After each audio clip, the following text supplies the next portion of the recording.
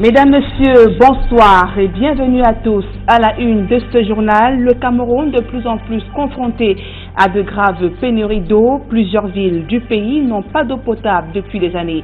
À l'occasion de la Journée mondiale de l'eau ce 22 mars, le gouvernement envisage de densifier le taux de desserte ainsi que d'améliorer la maintenance de son réseau afin de répondre à la demande de sans cesse croissante.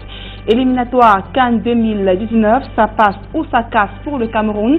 L'équipe nationale de football croise le fer ce samedi avec les Comores, match décisif. Comptant donc pour le dernier tour qualificatif à suivre dans ce journal, l'ambiance dans la tanière ainsi que la stratégie gagnante du coach Clarence Seedorf. Voilà pour le sommaire.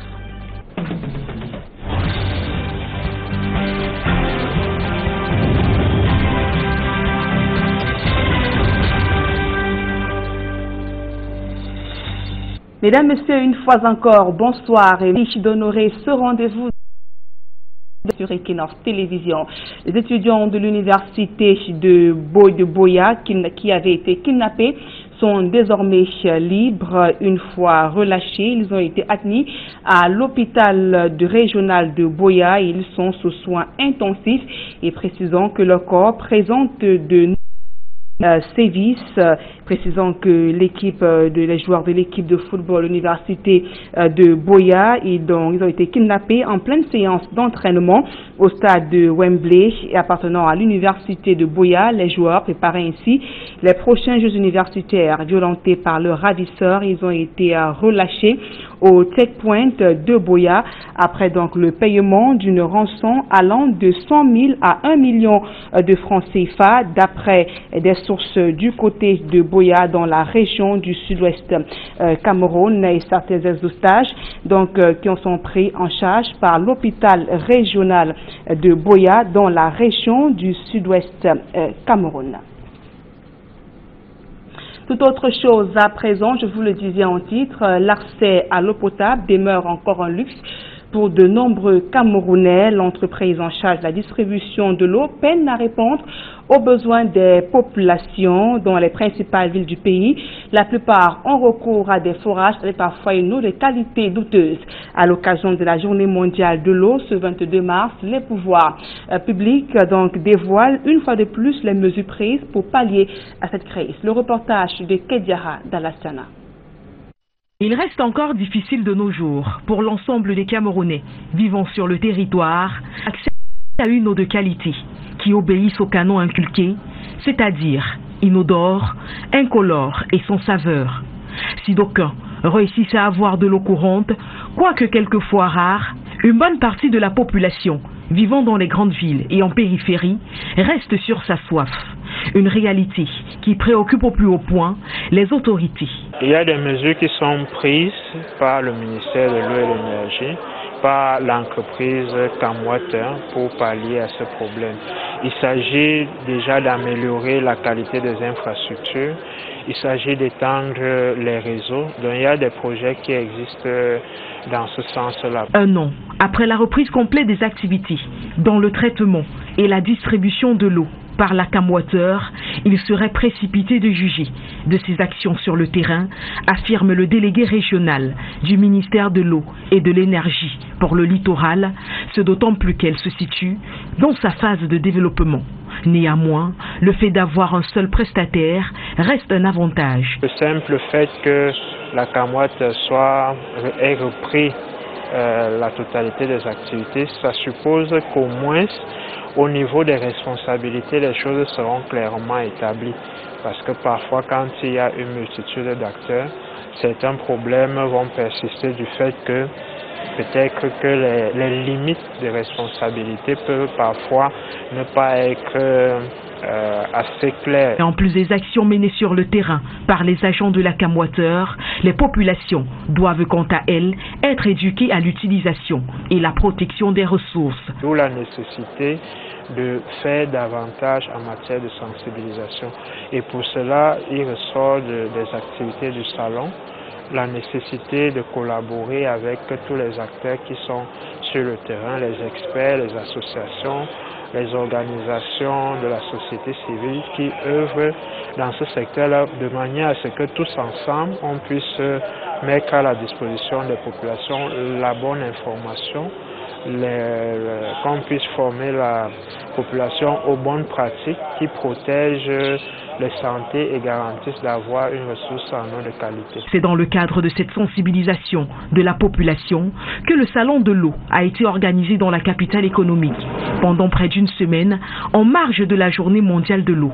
Occasion pour les experts dans le domaine d'échanger et de faire des recommandations en vue d'améliorer la situation de l'accès à l'eau potable. Et dans la région de l'Est Cameroun, les populations de Doumentan sont désormais éclairées à l'énergie solaire. Le ministre de l'Eau et de l'Énergie vient d'inaugurer 2 centrales solaires. Gaston Elundou et Samba demandent aux populations de booster les activités économiques. Le reportage de Benjamin Issa. Voici la localité de Doumentan, arrondissement situé dans le département du Onyong, entre les villes de Doumé et Abombang. L'approvisionnement en énergie électrique était jusque-là une difficulté majeure pour les populations. C'était très difficile ici à Doumentan. Je suis le chef d'ici. Donc, en fait, tu paies le pétrole. Deux fois, si le pétrole finit ici, au centre, il faut attendre une semaine. Aujourd'hui, la lumière est dans toutes les maisons grâce à 2 centrales solaires photovoltaïques installées dans les villages d'Oumentan et Ngomdumba. In commemoration of the World Tuberculosis Day, which will be celebrated on the 24th of March 2019, a press conference was convened in the economic capital of Douala, wherein participants were briefed on the It should be noted that, according to Czech Tobacco Cameroon, tuberculosis treatment is free. Le chapitre santé de ce journal à présent, les adolescents détenus ainsi que les malades de VIH sont de plus en plus la cible de la tuberculose au Cameroun. En 2017, plus de 5000 personnes ont été déclarées positives dans la région du littoral. Des campagnes de sensibilisation engagées il y a quelques années donc ont pour objectif de réduire cette prévalence. Des chiffres communiqués ce vendredi à Douala en prélude à la journée mondiale de lutte contre la tuberculose qui se célèbre dans 48 heures exactement. Flavien Vallon-Dongo, reportage. La tuberculose est l'une des 10 principales causes de décès dans le monde et par ailleurs la plus meurtrière des maladies infectieuses.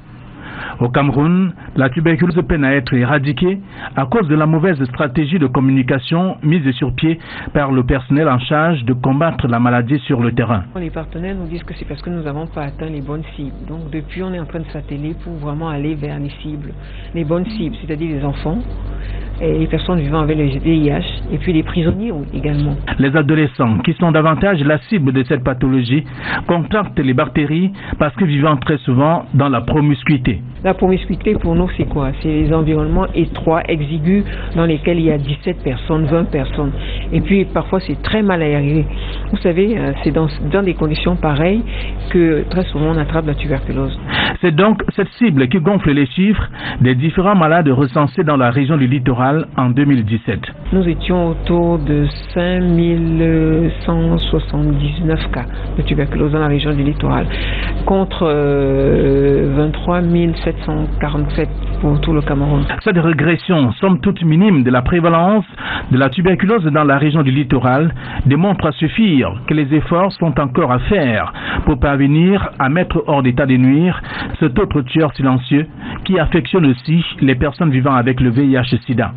La prise en charge de la tuberculose est gratuite, précisent des médecins, qui suggèrent que toute personne qui tousse sans cesse durant environ 2 semaines se rende dans un centre spécialisé de traitement de la tuberculose au Cameroun. 87 agences de voyage viennent d'être suspendues de leurs activités par le ministre des Transports. Il leur a reproché d'exercer dans la clandestinité. Cependant, 24 heures seulement après la signature de cette décision du ministre, les agences de voyage dans la capitale économique Douala continuent d'ouvrir leur porte. Cette agence déclare n'avoir pas encore été notifiée. Le reportage de Sylvestre Zangaou d'Alastiana. Signé le 21 mars 2019, la mesure du ministre des Transports suspendant plusieurs agences de voyage prenait immédiatement effet, selon le communiqué de presse publié, et indiquant que ces agences de voyage qui ont refusé de se conformer à la réglementation en vigueur exercent dans la clandestinité. 24 heures après, nous effectuons une descente sur le terrain à Douala. National Voyage, qui dessert le Grand Nord, est l'une des agences concernées. Les activités s'y déroulent normalement. Les premiers voyages sont partis au petit matin. À la question de savoir si c'est une défiance de l'autorité, hors micro, les responsables font simplement savoir qu'ils n'ont pas été notifiés de cette décision. Rendu à l'agence Voyage Garantie Express, la réponse est la même, pas de notification. Les responsables ajoutent que la suspension ne saurait être globale. L'entreprise de transport ayant été saisie par le passé uniquement pour ses activités dans 2 régions du pays. Nous n'avions pas été inquiétés. On aurait dû nous dire rien du tout parce que normalement on devait afficher ça. Bon, au niveau de Yaoundé, devait venir télé comme d'habitude. Mais c'était surtout pour nos agences de Bamenda du nord-ouest et du sud-ouest, parce qu'on n'avait pas encore fait le dossier technique et administratif, parce qu'on appelait ça un dossier technique et administratif. Mais mon directeur de Yaoundé, le directeur de garantie sur Yaoundé m'a confirmé qu'il avait déjà fait pour l'agence du centre et l'agence du littoral du moins de Douala. Chaque agence de voyage se défend comme elle peut. À Princesse Voyage, l'on parle d'une erreur du ministère des Transports. Nous avons appris, pas par la voie officielle, mais par des rumeurs, que nous faisons partie des sociétés qui ne sont pas à jour. Mais je peux d'emblée vous dire qu'il s'agit d'une erreur, parce que nous avons adressé auprès des services techniques du ministère tout ce qui avait été demandé comme documentation pour la mise en jour de Princesse Voyage. Donc à notre niveau, nous ne pouvons considérer ça qu'une simple erreur, surtout pour l'agrément en matière de transport. Nous avons donc fourni tout ce qu'ils ont demandé. 87 agences de voyage, au total, sont concernées par cette suspension. On parle culture à présent. Quel avenir pour les artistes musiciens camerounais? La question se pose au regard des difficultés ainsi que le flou qui entoure la gestion du droit d'auteur de l'art musical au Cameroun. Du coup, très peu d'entre eux profitent des retombées de leurs œuvres et nombreux sont ceux qui ont donc choisi de se reconvertir ailleurs. Le reportage de Kediara.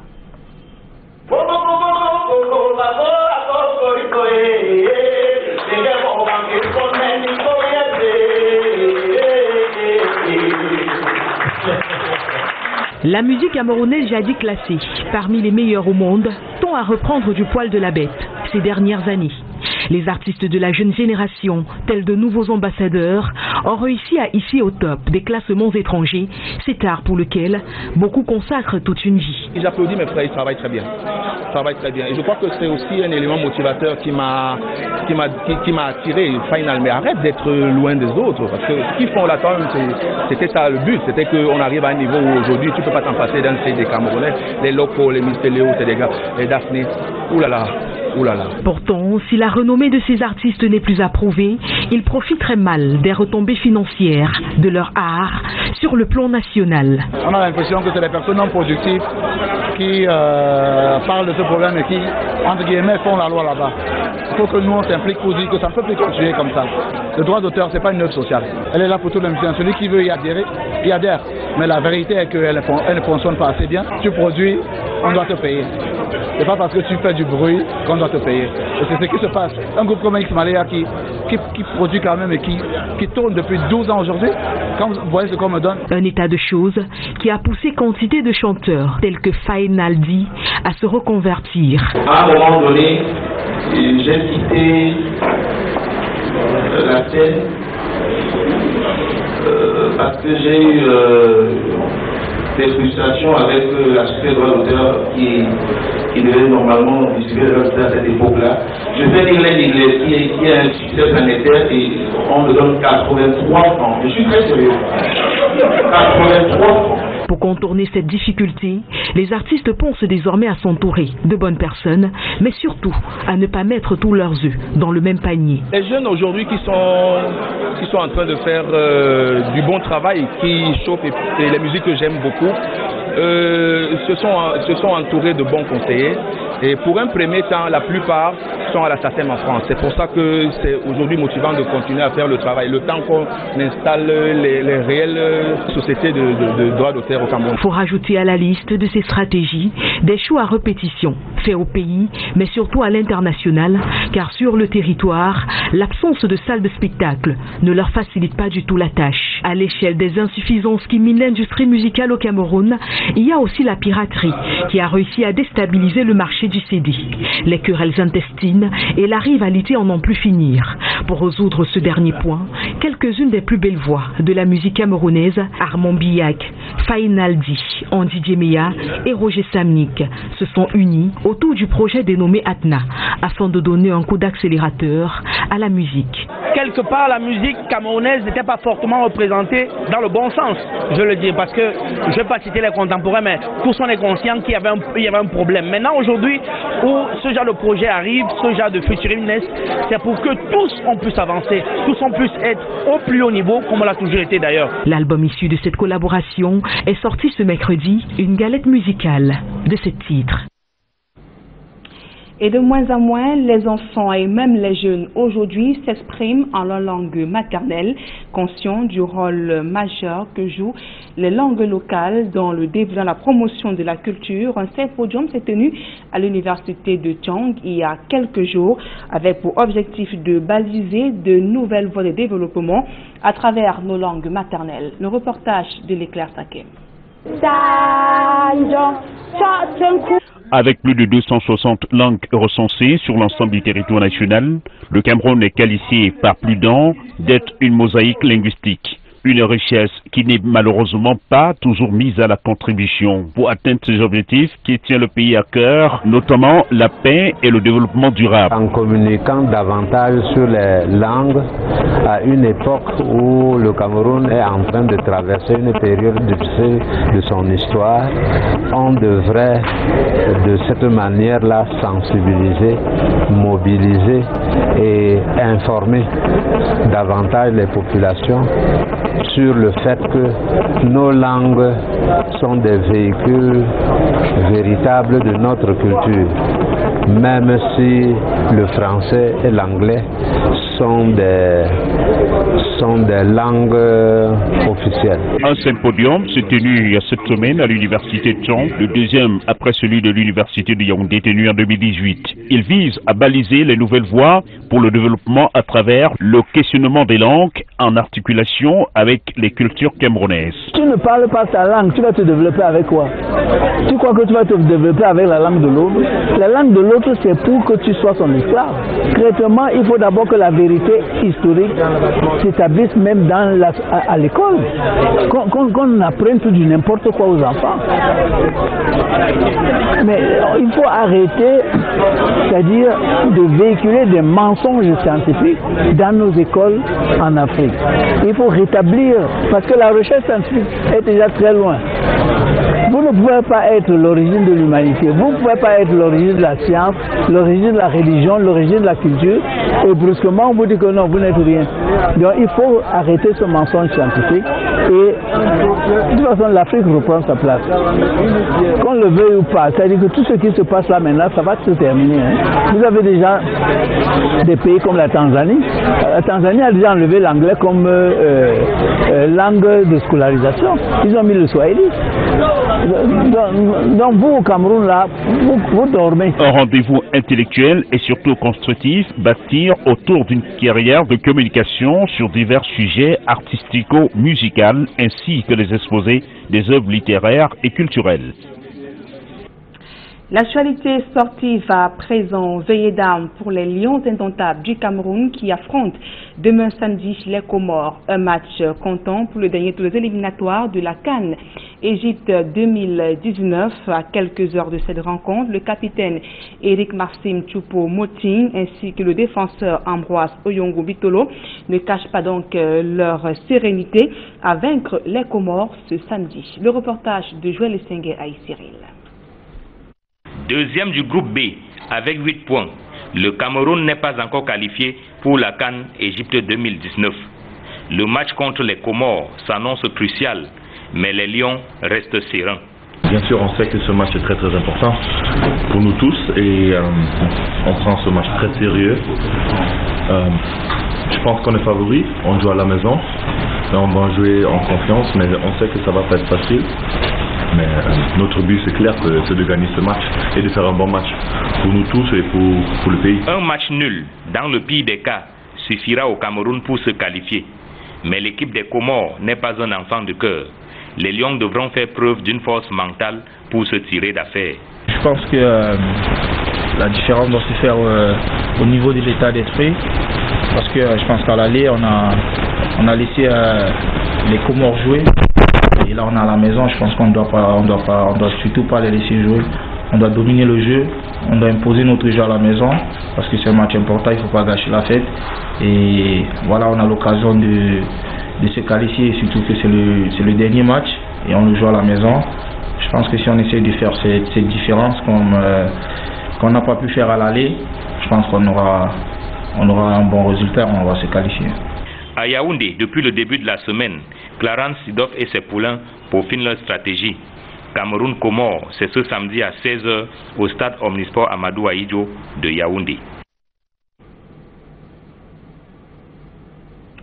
Et ça passe ou ça casse donc pour le Cameroun qui n'a pas encore obtenu son ticket de qualification pour cette CAN 2019. La dernière séance d'entraînement a eu lieu ce samedi du côté de Yaoundé, séance au cours de laquelle le coach Clarence Sidoff a peaufiné sa stratégie de victoire face aux Comores demain samedi. Une fois de plus, Joël Essengue et Cyril ont suivi cette séance d'entraînement et voici le reportage.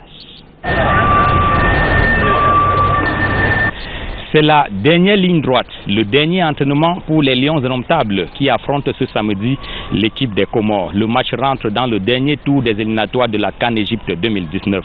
Pour préparer cette rencontre, le coach Clarence Sidoff s'est beaucoup appuyé sur le match aller. Vous vous rappelez que les Lions indomptables et les Comores s'étaient séparés sur le score nul d'un but partout. Clarence Sidoff a visionné cette rencontre et c'est sur la base de ce qui s'est passé au match aller qu'il a préparé ses poulains pour le match de ce samedi.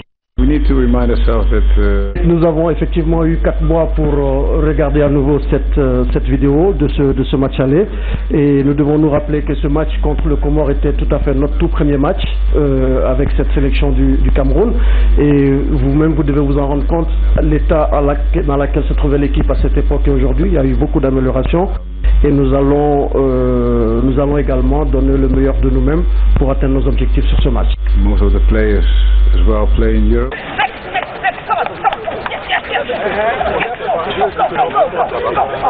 Les Lions indomptables jouent à domicile dans la cuvette d'un Fandena face à leur propre public. Un public très exigeant qui s'est souvent retourné contre sa propre équipe. Clarence Sidoff, l'entraîneur sélectionneur, en est conscient. Il a préparé son équipe en conséquence. En tout cas, tout est mis en œuvre pour que les Lions indomptables ne déçoivent pas ce samedi. Il y a une qualification à jouer pour la CAN Égypte 2019. What we're going to see is a team. Vous verrez demain une équipe camerounaise qui va jouer avec envie, qui va jouer avec persévérance, qui va jouer avec personnalité. Et c'est une équipe que nous allons jouer avec personnalité et avec envie. Et nous allons faire tout pour atteindre notre objectif sur cette rencontre. That is what you're going to see. Ça passe ou ça casse pour les Lions indomptables qui n'ont pas encore validé leur ticket pour la CAN Égypte 2019. Des Lions qui vont descendre dans l'arène ce samedi avec Eric Maxime Choupo-Moting comme capitaine. Le sociétaire de Paris Saint-Germain va aborder le brassard de capitaine pour la deuxième fois depuis l'ère Clarence Sidoff à la tête des Lions indomptables du Cameroun. Benjamin Len, Aïk Cyril, Equinox Télévision. Et l'équipe comorienne a déjà pris ses quartiers du côté de Yaoundé. Le coach Amir Abdou et ses poulains ont foulé la pelouse du stade Omnisport Amadou Ahidjo de Yaoundé. Cet après-midi, question de prendre les repères avant la rencontre de demain. Comme le Cameroun, les Comores négocient une qualification à la CAN Égypte 2019. L'équipe comorienne compte sur ses potentialités et c'est dans son complexe qu'elle va affronter les champions en titre demain samedi à Yaoundé. Le coup d'envoi du match est donné à 16h. Écoutons donc à présent cette réaction du sélectionneur des équipes des Comores, donc notamment Ami Abdou. Le Cameroun, historiquement, c'est très très grand. Voilà, nous on arrive avec nos armes, nos ambitions. Après, forcément, on va essayer de d'apporter de la qualité,